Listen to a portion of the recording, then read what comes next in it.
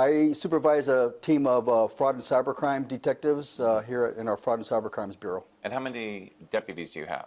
Right now, under my direct supervision, I have 4 deputies, 4 detectives. 4 deputies Four to cover detectives. the entire county. Somewhat, yes. We have other teams who are actually less staffed than that we have available. So out of our bureau, maybe in this particular type of crime, we have maybe 10 or so total for the whole county. 10 10 for the entire county of Los Angeles. Right. Is that enough? No, it's not. Fraud is prolific. It's prolific. Identity theft is prolific. We see a lot of cases, a lot of reports coming through, and frankly, we just can't investigate them all like we would want to because it's just not enough hours in the day, not enough people to put that time in. You're talking about thousands upon thousands of cases every year. Yes, sir. I think, if I remember right, 2023, I think within the LA County Sheriff's Department's jurisdiction, we took in probably about 3,200 reports of just identity theft. I'm not talking about all the other genres of fraud that are out there, just identity theft, about 3,200. And I believe in 2025, we ended the year at about 2,500 identity theft reports taken by the deputies out there in the various areas in the county. Well, that's a lot of cases for 10 deputies. It is. However, we got to understand the stations have detectives as well, and they try to handle some of those as well. But when you really look at the number of just identity theft cases coming in, the time it takes to really deconstruct an identity theft case, look into it, talk to people, get documents and things, it's a lot of time. The number of detectives we have total, in my opinion, through the whole county are not enough to really impact or at least address every single report. Yeah, it's a lot. It's a lot. They say there's a new genre now. The criminals are targeting immigrants who are here temporarily and then leave. Yes. Is that something you've heard of before? Yes, that is actually a thing. It's on the J-1 visas that when they come into the country temporarily, either to teach or to go to school or for some other function, and then they go home, but they leave their identity here. Their social security number, they're issued a social security number just like you and I have, the exact same thing, and that's just left in the wind here. Somebody else, a criminal, picks that up and runs with it and does identity theft unopposed because that person's not here to see it happen. And this is a new thing that you're seeing. It's fairly new, yeah. It's starting to pop up on the radar now. We're seeing more and more about it, hearing more and more about these types of cases. Yeah. In many ways, these seem to be, unfortunately, the perfect victims for this type of crime.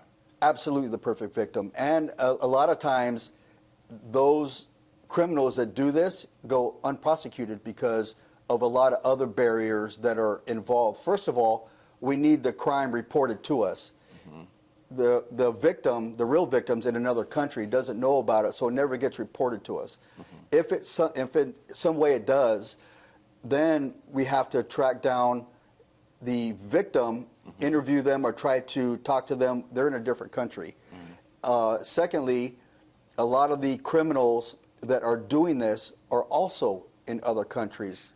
So just as these are the perfect victims because they're no longer in the country, they're also the perfect victims because that makes your job so much harder. 100% harder. When you think about it, put it like this perspective, you have a victim, I'm just going to make up some countries just for context.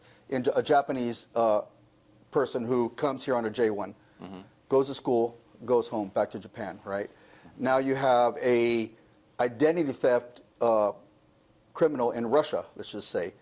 They pick up the identity here, they're in Russia, they do the identity theft or use a local level mule, which is a whole other thing that impacts, that's taking the kind of the lower income community and taking advantage of them in a certain way. We could talk about that if you like, but, and then they're making the money from Russia.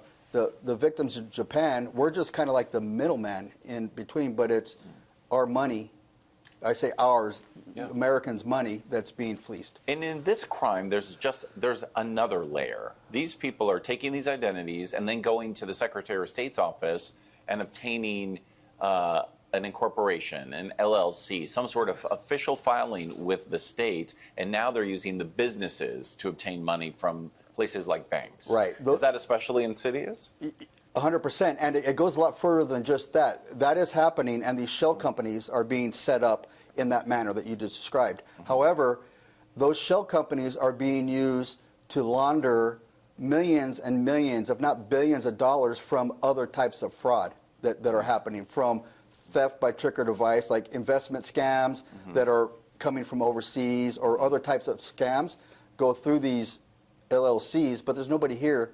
A lot of times we'll see these addresses, we'll go to them, and it's an abandoned building, or maybe it's a UPS store P.O. box or something like that, and there's nothing there. So we went to some of the addresses here. One kitchen and bath store, for example, turned out to be just a private home. Sure. A nail place turned out to be an apartment. Right. A spa turns out to be an apartment. Yes. Have you seen that before? Yes, we've seen that, and what makes it even more interesting, we've seen that, and in a recent case that we're working now, in that they set up a shell company to open up an internet site and use that internet site to victimize people. So when we run it, it comes back to a house in New Jersey. No, and the people that live there are not involved. They don't know. They don't know. No. So should the state be policing this to make sure that people aren't setting up fraudulent LLCs or corporations? It would be nice if there was some kind of additional, I don't know, check or some kind of, hill to climb before you can actually set up an LLC. I know it's fairly easy. You It's basically pretty easy. Anyone can do it. Anyone can do it on their own, or go on the internet and pay $200 or $300 maybe and set it up, and there you have it. Is that part of the problem? I think regulation on a lot of things, or under regulation on a lot of things, is a lot of the problem. Law enforcement, we can't in and of ourselves stop what's happening. It has to be stopped at a different level, at somewhere where these people have a harder time, or have to actually come here, sit in front of a person at the county or at the state and say, I'm so-and-so, I want to do this. That would cut down on that kind of behavior. So the state needs to do more. I would think the state could do a lot more in helping with LLC, or with shell companies, yes. So we talked to one specific victim who is in the Netherlands. He's already had bank loans taken out in a business in his name, and now the bank has a judgment against him for tens of thousands of dollars. Yeah, that's unfortunate. We see. Is that typical? It is typical, and it's sad. We see, and this victim is in the Netherlands, but now let's take it here, local, LA County. The victims that we see that are financially destroyed because of these types of crimes is incredible. The emotional distress that it puts on these families breaks families up sometimes, or makes them contemplate suicide. Health problems, mental health problems develop because they can't sleep, because it's taken them 2, 3, 4, 5 years sometimes to clean up an identity theft that's been made against them. You've seen people become suicidal. Become suicidal, yes. It destroys families. Destroys families. We've had one not too long ago where the husband and wife got divorced because of that fraud. We had another woman, and she has looked at her credit report, and her credit report has fallen hundreds of points because of the bad debt now that has been taken out in a business that was opened in her name. Yes. Yeah, and that's a big one too. In real estate, we've had cases where, let me give it to you like this. You have a young family that's here in LA County, both good jobs, they're professionals, they're single, they work their way up in their lives to be able to buy a house, right? They buy the house and live in that house for some time and gain some equity. Now they want to take that equity because maybe they had a child or two and they want to grow their family, have a bigger house. They take that equity, they put it into escrow, but guess what?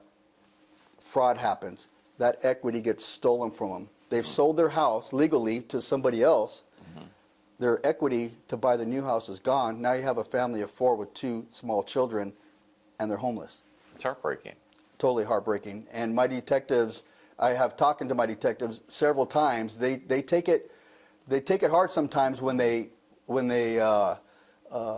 interview these victims and they go through the stories and everything, and it's really a hard thing. Yeah. What do you say to people that are watching this and they're going to look at these two victims and they're going to look at these crazy situations where there's not a kitchen and bath shop, it's a private home, and they're going to think, well, that's extreme.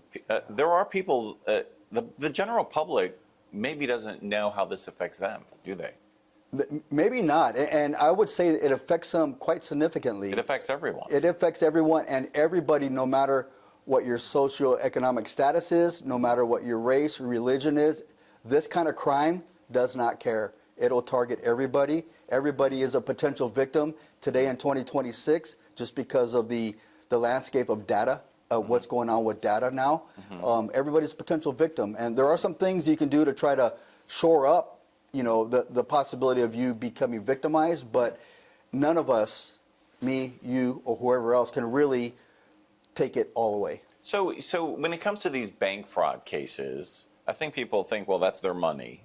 But bank fraud really trickles down to everyone, doesn't it? 100% it does. Bank fraud does happen, but these banks have to recover their money somewhere, right? They're not going to take loss after loss. And I'm not talking about, maybe you see a victim, they had identity theft or fraud, they lost $700.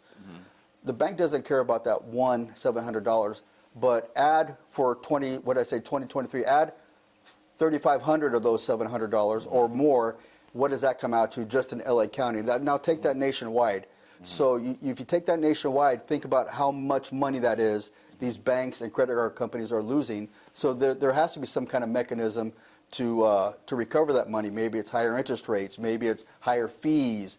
Maybe it's things of that nature that occur to try to recover it. They're stealing an identity, using some fake address, and then they're creating an LLC. Okay, so if they're doing it fraudulently with someone else's identity, then yes, then that is identity theft, and that can be, but who reports that?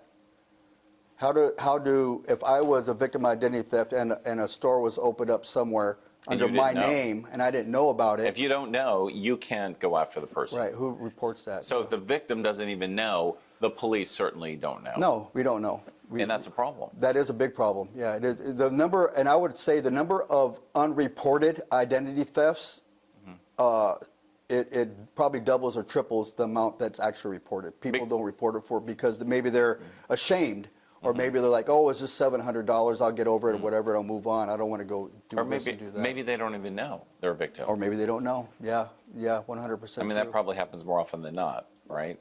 I think it happens a lot. There's a lot of embarrassment that comes along with being caught in a fraud scheme. They feel ashamed. How can I fall for this? How can this happen to me? And they don't want to put it out there by making a police report. Is there any hope on the horizon? I mean, what do you need in order to start solving these cases? What we would need is more staffing and resources to be able to give, like those 800 LLCs that you talked about, or those shell companies you talked about. If I can have enough detectives where I could take 5 of them and give them to one detective, you work on this, that's all you're doing until you run all this down. And have enough detectives to give that out to. The problem is we just don't have the resources or the staffing to be able to run all those down all the time, because it's a lot of work. Does anyone have all the resources to do this? I don't know. I can't speak to other law enforcement agencies, what their staffing levels are, what's going on. But in general, does it seem like the criminals are outgunning the cops? They have been for years. They have been for years. We've been steamrolled on the financial front when it comes to fraud and identity theft, yes. Do you think it's going to get better?